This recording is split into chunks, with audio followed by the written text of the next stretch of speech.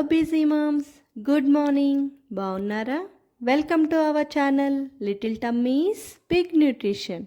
మన చిన్ని చిన్ని బొజ్జలకి చాలా బిగ్ న్యూట్రిషన్ అవసరం. తెలుసా మీకు ఈ విషయం?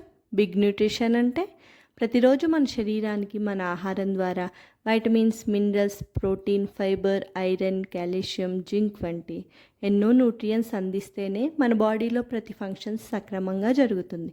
మరి ఈ న్యూట్రియన్స్ ఎలా అందించాలి?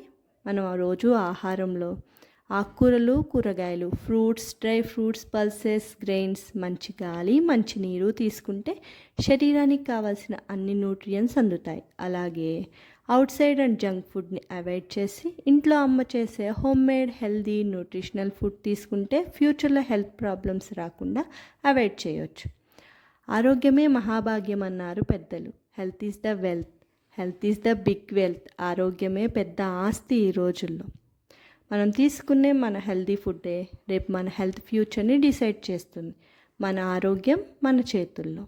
హెల్తీ ఫుడ్ తీసుకుంటే healthy future and healthy life. అలాగేనా?